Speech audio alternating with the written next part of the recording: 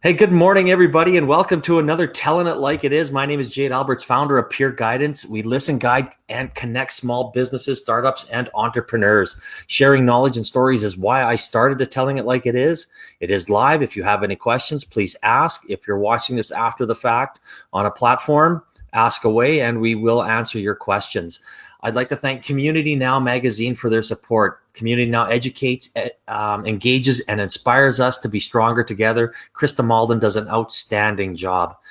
I am pumped about my guest today. His name is Mo Aladin, founder of Big Sky. Mo, thank you for joining me, and how are you today?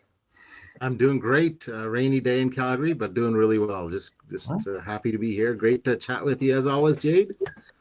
I don't know. It's sunny where I am. I don't know where. Yeah, right. Oh, it's a crappy day. Crappy day, but it's still a great day. It's a great day. It just means more indoor work today, so that works out all right. Yeah, absolutely. I know the one thing I love talking about before we get going is how I've met my guests, and you and I go back. I've been in Calgary for almost 20 years, and we met through the World Health Club, played a little squash. We started up our friendship there. You bought some stuff off me when I was one of a used car sales rep for a company type thing, and always supported me. And now we're partners in Peer Guidance, and we work together. And you're one of the guys I respect the most in this city. So I'm so excited to have you on here today. I'm one of the few people that people say I respect you. So thanks for saying that. I usually get some other four-letter word. So exactly. And I know that feeling. Well, what we'll do here, Mo, is I'll give you a brief introduction, and then we'll get right into it. So, Mo is the largest franchisee of Recipe Unlimited. He's committed to assisting and teaching organizations that seek other perspective during times of change. He has enjoyed working with restaurateurs, new ventures, and businesses who have a strong sense of purpose. He helps connect their system and their vision to make them profitable. I know that through the Peer Guidance group we've worked together, and you've started mentoring, and you sit on some board of the governors of some people I've introduced to you, and I always send them to you because number one, you give them an honest, straightforward opinion, and sometimes that's what some of these people need to hear, and that's what's made you and I and Pete and the Daphne and Kalea and Peer Guidance so effective when we do help these business. But before I get into helping these companies and some of the people through COVID like we did, I'd like to talk about you a little bit. And obviously being, owning almost all the Montana's restaurants in Alberta, I mean, it is one of the most devastating industries, and you help other restaurants as well, which is awesome. So how did you handle the closure, the staff, I mean, the delivery of the skip the dishes and how to stay open and profitable, and now, of course, through the reopening? So, really great question, and it's the industry that's been affected the most worldwide, as everybody knows that.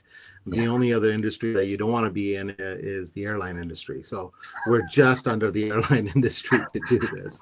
Our challenge was 3-4 years ago. We started doing delivery in a very positive way with Skip the Dishes and some of the other platforms. Certainly don't need to promote them, but their platforms. So we had a traction going in. So our intent when this thing hit was very twofold. One was, how do we keep our business going? So how do we continue to be top of mind for people? Because once you stop being a habit for people, going to eating our food or whatever business you're in, you stop talking to you and you're not having these conversations with them or eating at our restaurants, then so that was our first intention, is how do we keep that going and that build that delivery and takeout business through that.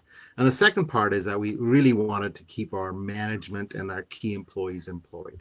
Yeah. So my partner and I, Dan, we really made it sense. How do we keep the key people employed? Because when we open up and reopen up and redo all that stuff, we're going to need all of our employees, because we obviously, with our number of locations, we can't run all the restaurants. So we had to keep that. And what has happened through this whole process is, yes, we kept them employed, and we communicated with them every week, every day, every week. We just said, hey, this is what's going on. because they're at the front lines, they're at the risk factor. So there was a whole bunch of concerns about what does this mean to me, what it means to my family, what does it mean? And lots of our managers said, hey, some of our managers said, I think I better just stay at home, because whether I've senior parents or I'm concerned about my health condition, because we have a young fella who has an asthmatic, and she is, I'm really concerned. So we made that, hey, yeah, you stay at home and do what you got to do. But so what has that has happened is that that has allowed us to bridge to where we're today, to be able to kind of keep our business going. We have brought back all of our employees, and now as we go into a reopening plan in Alberta and all that stuff, right? So hopefully that answers your question there, Jay. No, absolutely. I, I guess I kind of have a follow-up question. Did you find, the landlords, and I don't want to get into bashing and things like that, but I mean, you've probably talked to a heck of a lot more restaurants than I have. So have you seen a really good synergy of partnerships and people working together, or has that been a struggle? So let me put in two parts. One is our franchisor has been very helpful. So and that's one of the things that, when you're a franchise world, that is what you need, is a full-on partner to do that. The landlords generally have not been across the spectrum understanding of what's going on. They have our franchise partner, franchisee partner, has been really wonderful to get that thing going. However, in most restaurants in Alberta and in Canada, I speak to a lot of people across Canada, their landlords have not been very consultative, have not been coming to the table proactively. Some have come in retroactively and said, hey, okay, yeah, we'll do something. And so there's horrible stories about these landlords not doing what they're supposed to do, which is a true partnership. And that reality is going to hit all of them in the face, because as we go through attrition and go through all these things where you have empty spaces, and what does real estate downtown look like? What does, people going back to work look like? That's going to hit them all in the face. And some of those big companies have their balance sheets are pretty strong, and they have lots of money and all that, and they can survive through this. But ultimately, the awakening is going to happen to them, just like it did for us in our industry. It is going to come back, and it's not about, like you said, not about bashing, because our partner has been franchisor Yeah. has been great, and has gone to the table with the landlords. But ultimately, these little wee restaurateurs who don't have the discipline to go talk to the landlord, that's where some of that help we've done. We've done letters to landlords, say, hey, use this template letter, send it to your landlord, and start having this conversation, because they're afraid to have that conversation. And the landlord's just hiding away. It's like, listen, as long as this guy keeps paying, then I won't do anything, right? So, and that's what the whole landscape has looked like. Now, our vendor partners, which is another to this whole thing, has been absolutely fantastic. So, they have been, in terms of food that we've already purchased, the stuff on, all the things that say, hey, let's delay it for another 20 days before you pay for that bill, and that type of thing. They've been wonderful. The interesting thing about the government services like gas and electricity, they have not, right? They have just said, no, you're going to keep paying what you pay. It is what it is. And that's the Alberta government. I certainly can't speak for Ontario government and all that. They just said, yeah, that's, the 5,000 units that you have, you're going to keep paying all that. So there's been a mixed bag of that stuff, and of who's helping and who's not, right? So. I guess like you said, it's a mix of good and bad. And I mean, let's hope that this never happens again. But if it does, maybe there's a plan put into place that when the word pandemic is used, and I've heard this, that people talk about it, groups that I've been in, that all this falls into place, from the governments to federal to provincial to landlords to banks to whoever it may be. So everybody's on the same page, and it's not a Wild West. Because as you said, I've heard some really great stories about landlords, and I've heard some awful stories, and I mean awful stories. I mean, just not really caring, and that's a sad thing, right? And we're all in this together. No one planned for it. No one expected it, and it's something that if we're not stronger together, we're in a lot of trouble. Absolutely. Yeah. So I know I've seen your generosity and passion helping small businesses, startups in the community. So, where does this passion come from, and why do you share it? I think it's a pervasive thing with the restaurateur people. People in restaurant business share their information. It's surprisingly that people that until I got into the restaurant business, I didn't realize that this is how they all behave. So it is a very cultural. So when you go into a restaurant, you meet the owner. They actually tell you all the truth. And one of the things I always say is that, if you want to buy a restaurant, and just go talk to the restaurateur, he'll tell you the whole truth and say, hey, this is a good, bad, otherwise, all that stuff in there. So where mine comes from is all the way through my career. I look at where my career has gone from the pharmaceutical industry to training and development and restaurants and IBM and all these other things that I've done. There's always been a person who's helped me along.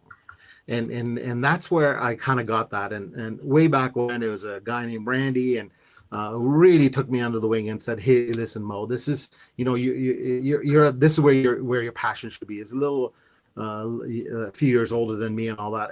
And everywhere I went, there's those people who did that. And I thought, you know what, if I can model the Randys or Stephen, other gentlemen who really helped me through this whole process, and that's where I kind of got that bug from, is that going in there. And I used to, one of my bosses back there, and Stephen and stuff like that, I remember learning virtually everything about the restaurant business from Stephen. And Stephen would say to me, it says, you know what the most important job in the restaurant is? Oh, when you go into a restaurant, what's the most important job? I said, I don't know, the general manager. He goes, well, you're wrong. I said, what? He's not the general manager? I said, no. It's the dishwasher. And I said, what? He says, yeah, because if the dishwasher does not do his job, he suffocates and kills the whole restaurant. So when you walk into the restaurant and you go to your own restaurants, or our restaurants at that time, it was corporate things, go talk to the dishwasher. He will tell you everything, or she will tell you everything about what's going on in that restaurant. And that's where my whole kind of started the ball rolling. And I said, wow, that's where you kind of get that feel for what that business is, that pulse of what's happening. When he is stressed out, that I'll call him a he in this case, when he is stressed out, the restaurant is in a bad place. When he's calm, cool, and collected, the whole restaurant's in a great place. And that decides the whole future of what that is. And I've always found that that's really amazing, kind of like that insider information, the inside baseball, as you like to call it, Jade. Yeah. That gives you that information. So helping people and talking to them. And once you start walking and talking to them, they give you all the dirt. They give you all the scoop and say, hey, Mo, this is what's happening.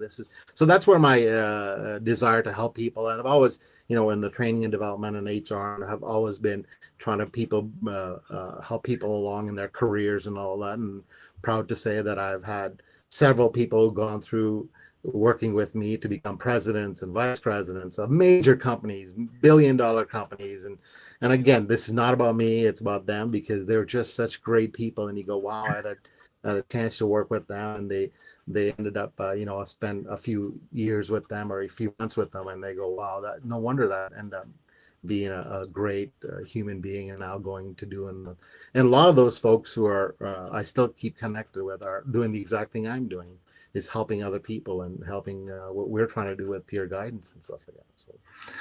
No, I love that statement, and it's probably why I could only get a dishwashing job when I was growing up. So you remember, right, Jade? Exactly. But I mean, I couldn't agree more with that statement, especially when it comes to helping people. And when I talk to even our daughters here, and I say, you know what, you never know who you're talking to. It doesn't matter if they're wearing a suit or shorts. They could be the next Bill Gates. It could be the next whoever. They could be the person that passes you on to a lead. It could be the person that gives you the next, introduces you to the next person that you need to make your business successful. And, and in today's world, there's so much negativity going on, and really treating everybody the same is so important. And it's something that I would like to see more of. So you bringing something like that up and using the dishwasher analogy, which, I mean, imagine what happens in a restaurant if those things start piling up and no one's there to do it. The whole infrastructure crumbles. Correct. And literally everybody jumps in to go do dishes. And you go, I don't care what level you are, including, owner or whatever, they all start jumping in to do the dishes because guess what? Nothing's gonna happen without the dishwasher going, right? So it's great. Oh, absolutely. I love it. I mean, and it also shows the importance of how the importance of every single member on the team is. Yeah, yeah, absolutely. Yeah, excellent. So, I mean, I know there's no easy answers, but as we start to reopen, what do you think companies should do to improve their chances of succeeding and growing? So so one of the things is I think it's a bit of a like, and again, maybe the forest fire is not the perfect example, but it's kind of like a little forest fire that we're going through. Hopefully, it's a little forest fire, where there's some green shoots that if you look at biologically, a forest fire is generally good for a small forest fire, not the massive kilometers and miles and long. A little forest fire that kills all the dead leaves and all that stuff and kills all the stuff that and new roots can grow and they can get to the sun. And that's what the analogy I've been telling everybody is, what are the opportunities as we come back to think, what are the opportunities to do that?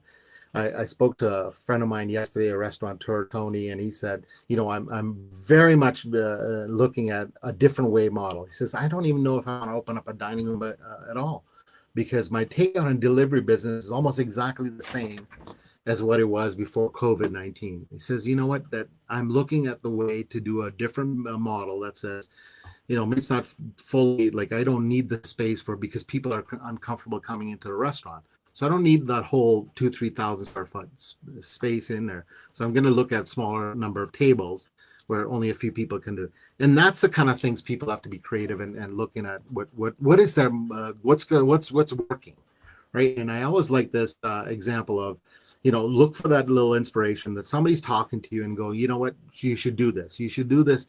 And everybody's got that little voice that says, oh my God, why is this thing working really well? Whether it's whether it's retrofitting your restaurant. So some of the things people have already done is retrofitting their restaurant with plexiglass. They've created walls and barriers so that it makes a real more private spot for people to sit and where there's no infections going on back and forth. Whether it's really redesigning their restaurant to be much more friendlier to takeout and delivery, and allow that to happen and really create a takeout experience. In some of my restaurants, we've done a complete takeout experience in a full service restaurant. They come in from a side door, they go pick up. There is no real interaction with the people sitting and having. So it is the way to kind of think about what does that model look like. Because as we go forward in our businesses, the models are going to change. What is that, the right size of a restaurant? What's the right size of the business? Where are you going to be working 2 days at home, 2-3 days in your office? Are you going to, what is that remote? Is Zoom going to be part of our lives, that we're doing these, the teleconferencing and getting interaction? Yes, people still need to have that human connection, and that's not going to go away. But it is that opportunity to say, what is that opportunity look like? Can what's the next level of Zoom where you actually feel in the person in that room? What's that 3D experience of having that interaction with, and that's that somebody's is already out there looking at going, wait a second, that Zoom's fine on that flat screen, but what if I could smell what Jade's wearing, the perfume or cologne that he's wearing, what get a sense of what they're cooking, that cooking show where I can smell the food on the stuff that I don't do. It's amazing. And again, where does this idea come from? It's actually, I spoke to a friend of mine who I haven't connected with over 15 years, Paul, yesterday. He owns a full-on advertising units that does all the commercials for all the things. He does Top Chef Canada and all that. So shout out to Paul. And he's telling me that he's got this 85,000 square foot unit in downtown Toronto. And what he's doing is that he's creating that whole experience that I just spoke about. And Paul's like, yeah, we're doing stuff that when you go into the food shows, you will feel that whole sense of what they're cooking. It's like what you're doing together with that stuff. It's not just that whole, it's that interactivity that people are looking for. It's like, wait a second, if Jade's cooking something, I can do that with him, that same experience. That's okay. Now you need this, you need that. So it's that interactive things. And he talked about these cameras that he has that puts you on that whole screen with a bunch of people. So he blends it all together. So on live, it looks like you and I are in the same room having this conversation. And having a dialogue, and we're not in the same room.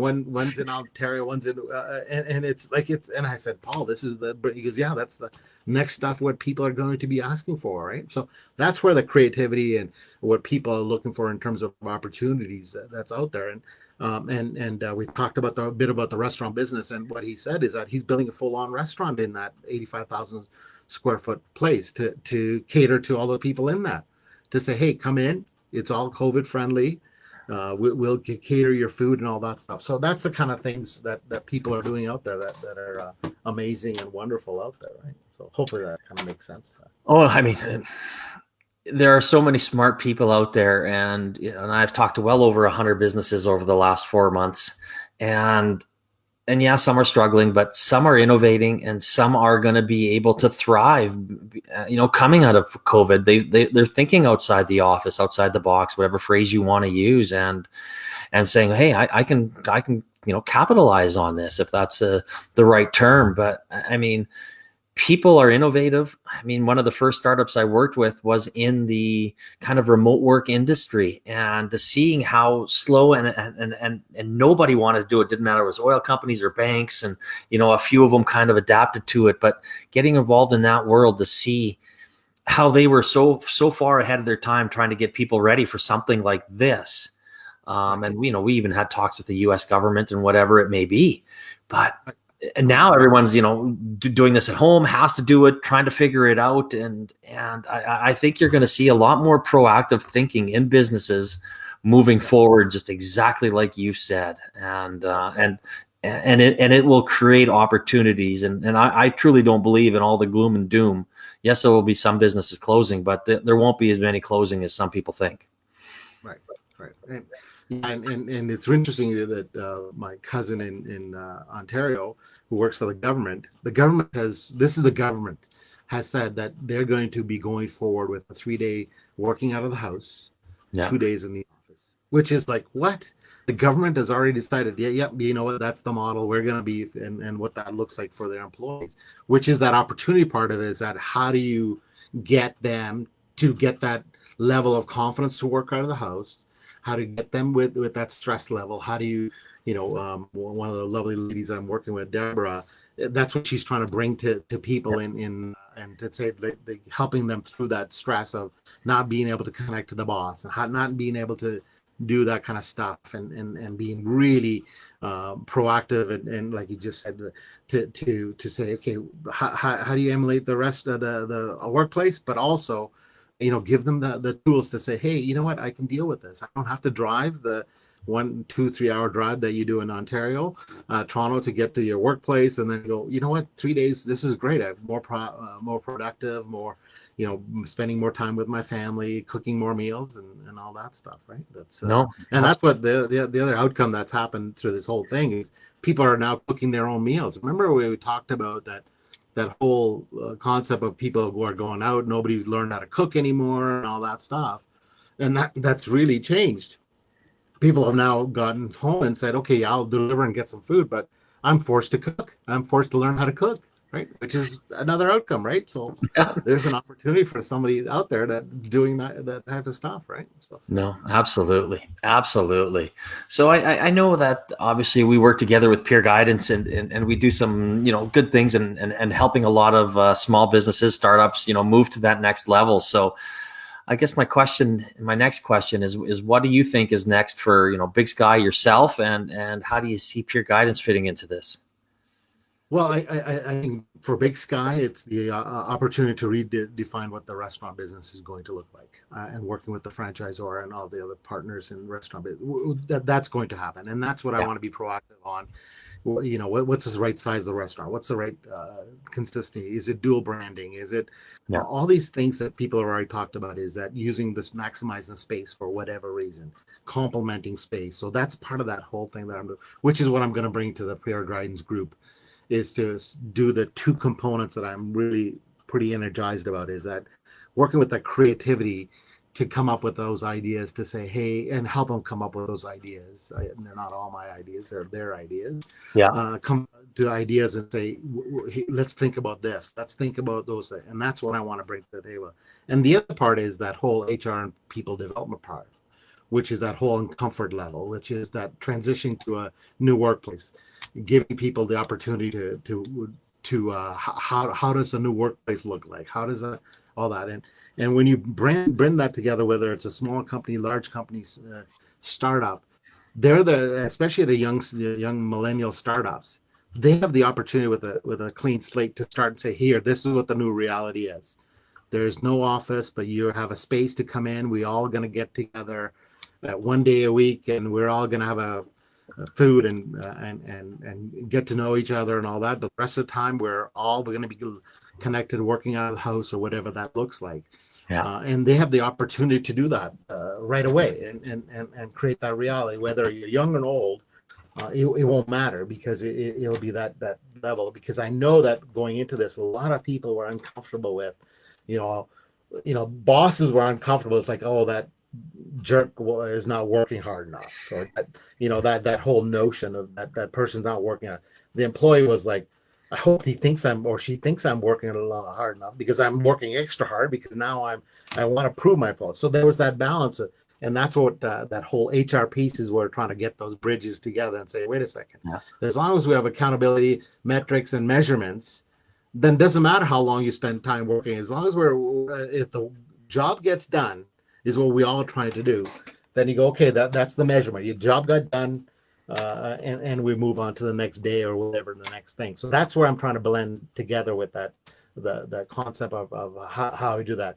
I read a wonderful article to say that they found that the delta between the employee's efficiency in an office to efficiency in at home was 95 to 99%.